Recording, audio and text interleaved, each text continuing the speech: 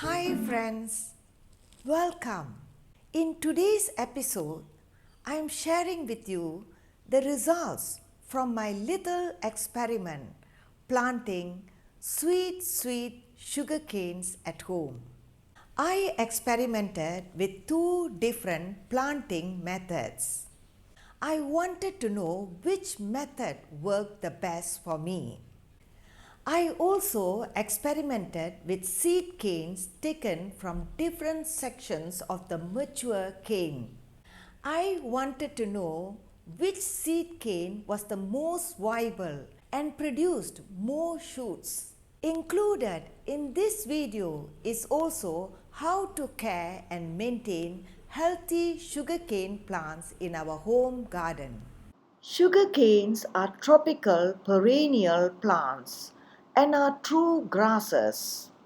Unlike other grasses, sugar canes store high amounts of sugar in their stems and are able to grow to a height of 12 feet and above.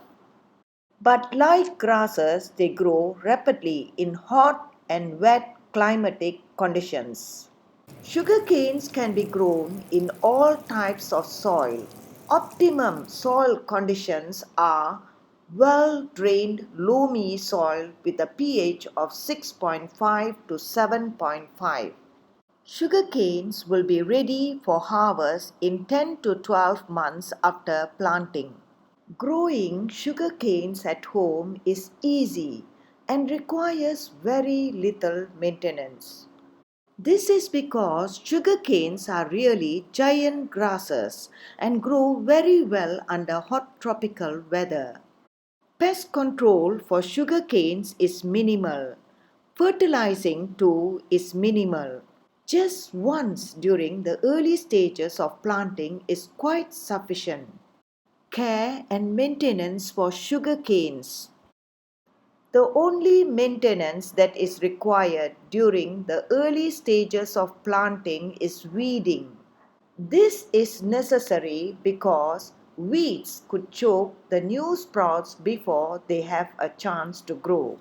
After the sugar canes have grown large enough, they provide their own shade and often choke off harmful weeds, thus minimizing weeding during the mature stages. The next basic maintenance for healthy sugarcane plants is the periodic removal of all dried leaves from the cane.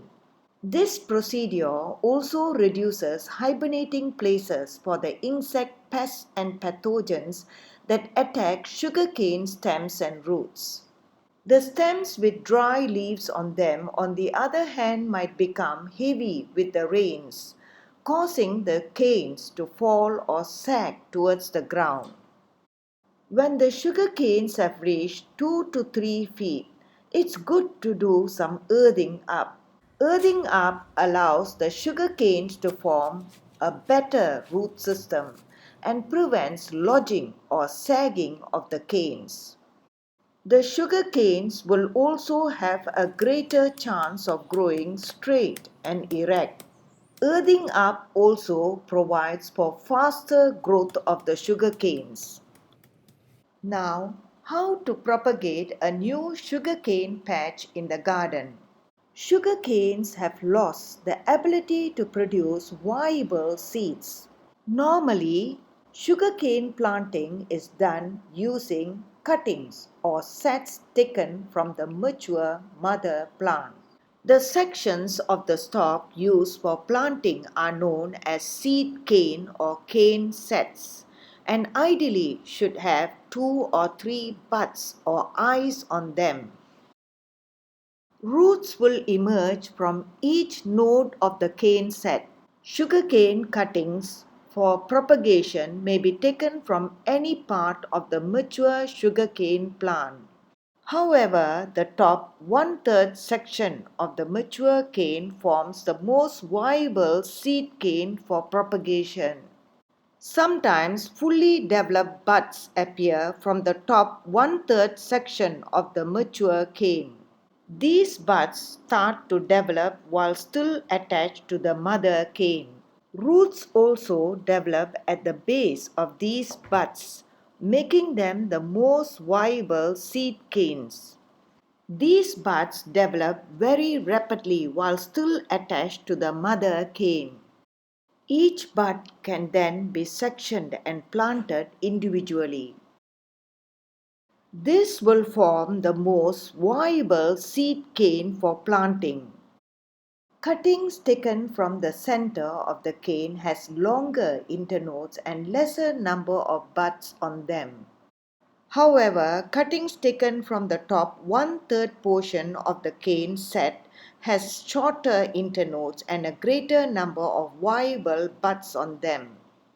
To see which section of the mature sugarcane yielded the best seed cane for propagation, I did a little experiment.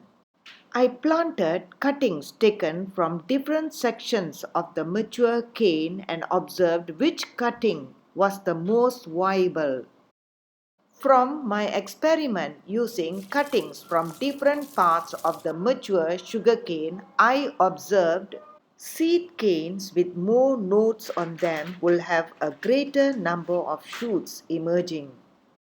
From my experiment, sugarcane cuttings from the top one-third section of the mature cane puts out roots and seedlings in a shorter period of time.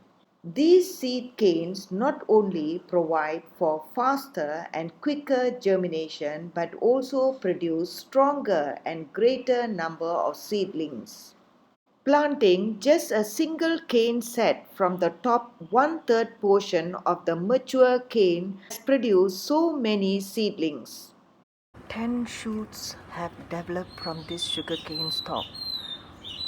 1, 2, 3, 4, 5, 6, 7, 8, 9, and 10. I also used two planting methods and observed which method worked the best. In both planting methods, I planted the cane sets directly into the soil. However, in both methods, seed canes can be rooted in water first before planting in the ground. The two different planting methods I used. First method is to plant the seed canes horizontally in the ground. The second method is to plant the seed canes vertically in the ground. Here is how I planted cuttings from the mature cane using two different methods of planting.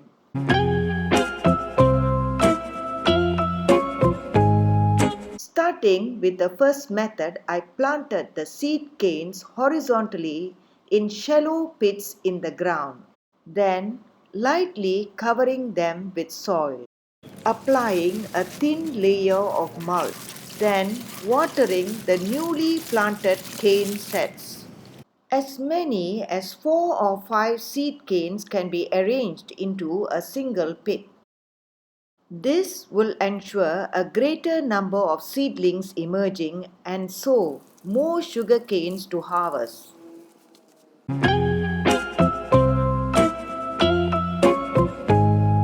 The second method is to plant the seed canes vertically with 2/3 of their length buried in the soil. This method of planting the cane sets vertically is best suited for cane sets rooted in water first. Now, to see which method of planting sugarcane cuttings work the best. Planting the sugarcane sets vertically with 2/3 of their length buried in the soil, or planting the sugarcane sets horizontally in shallow pits and lightly covering with soil.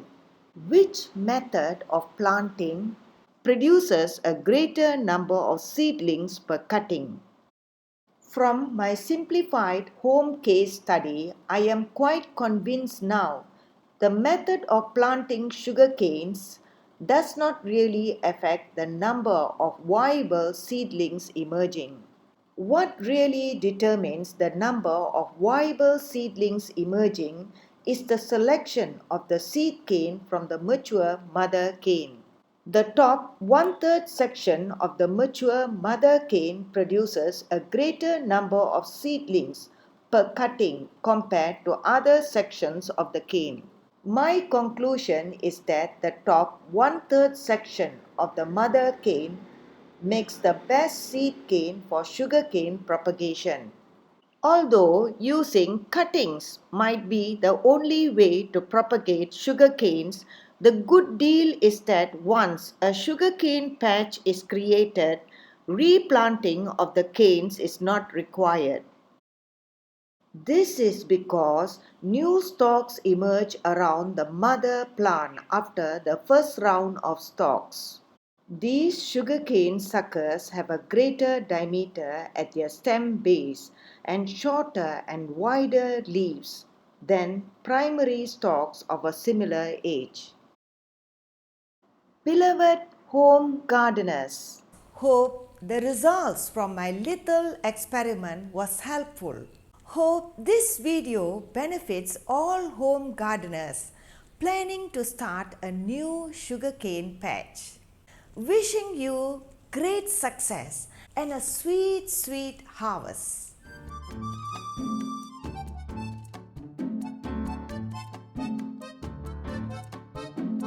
That's all, my friends. Thanks for watching. Subscribing to my channel will be most appreciated.